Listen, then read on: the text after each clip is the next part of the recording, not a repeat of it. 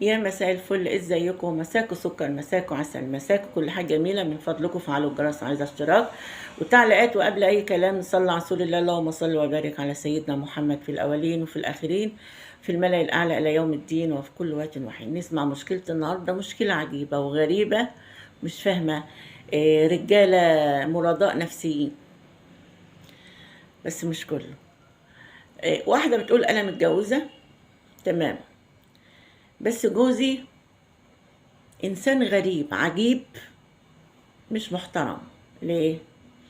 علشان بيعمل العادة السرية، يعني مش بيتمتع إلا كده. وإن عمل علاقة معايا علشان يحصل له إثارة، لازم يفتح فيديو كول، وقف له عريانة وعمل له حركات علشان يقوم العلاقة معايا. تمام. وإيه تاني؟ أقول لكم إيه تاني. ولازم ألبس نقاب وما بينش من جسمي غير عينيا، والبس له عدسات ملونة. كل يوم البس له عدسة لون شكل، واعمل له الرميل والماسكارات والحاجات دي. المنطقة دي لازم تسيره، ان ما كانش ما يبقاش فيه علاقة زوجية. فهل ده انسان طبيعي؟ هل ده زوج طبيعي؟ اتفاجئت يا جماعة يوم الفرح، لقيته يعني اي واحدة يوم فرحها بيحصل علاقة زوجية بينها وبين جوزها. سابني ونمت، ولقيته دخل في أوضة الأطفال. أنا استغربت، قلت يمكن بيعمل حاجة وهيجي. لقيته بينهك كده وببص لقيته بيعمل العادة السرية مع نفسه. اتحرجت ان انا اتكلم، انا لسه عروسة، يعني برضو في خجل بيني وبينه.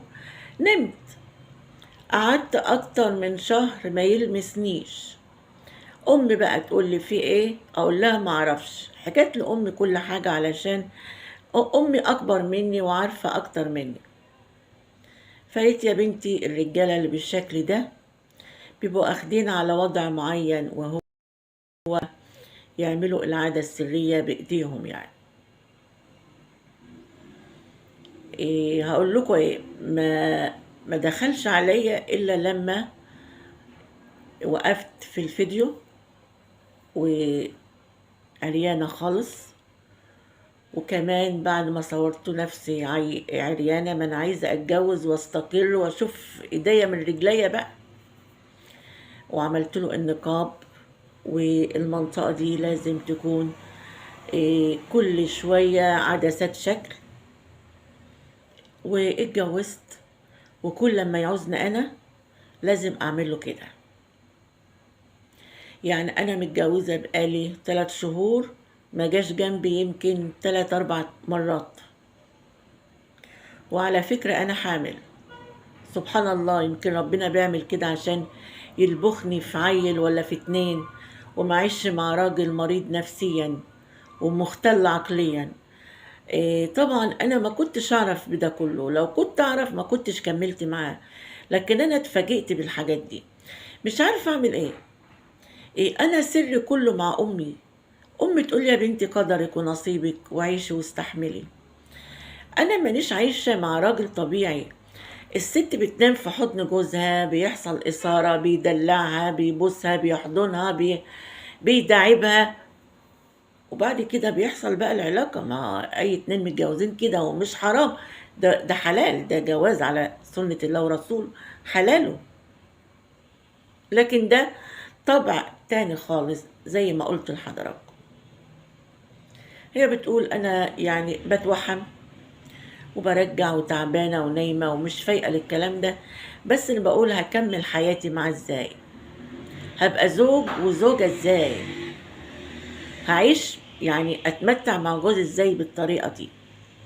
هل يعني في حل ولا في ايه؟ انا مش عارف. يعني أنا عمري في حياتي ما جات لي مشكلة بالوضع ده. يعني المشكلة دي بالذات أول مشكلة تيجي لي فيها الكلام ده، حقيقي. عشان كده أنا عاجزة عن الرد. بس عشان أقول إن الراجل الطبيعي إن بينام مع مراته، بيحصل مداعبات وكده، وبعد كده بتتم العلاقة زي أي اتنين متجوزين في الحلال على سنة الله ورسوله. أما الوضع ده بقى بدك تسيريه أكتر، يعني تعتني بنفسك أكتر. آه، مش عارفة يعني ما هي أكيد معتنية بنفسها مع عروسة، ده هي لسه ما جابتش عيل ولا اتنين تتلبخ فيهم. اكيد عروسة جميلة بتتزوق بتلبس اللانجري، بس هو علشان يسير بيبقى له طلبات غريبة ما بتحصلش مع راجل طبيعي يعني. انا عايزاكم بقى تسمعوا المشكلة ونقول للست الغلبانة دي تعمل ايه. انت عارفة لو ما كنتش حملتي كنت اقولك اتطلقي منه واتجوزي راجل طبيعي، لكن انت حملت خلاص، هتعملي ايه يعني؟ ابنك اللي يطلع ده ولا بنتك يطلع يلاقي امه في ناحيه وابوه في ناحيه؟ حرام. والله العيال هي اللي بتظلم. انا بقى كمان معاها بضم صوتي لصوتها ان انا عايزه اشوف ارائكم، عشان بعد كده لو جات لي مشكله زي دي اعرف ارد. هشوف ارائكم وتعليقاتكم واقول لكم اشوفكم على خير في مشاكل اخرى. مع السلامه.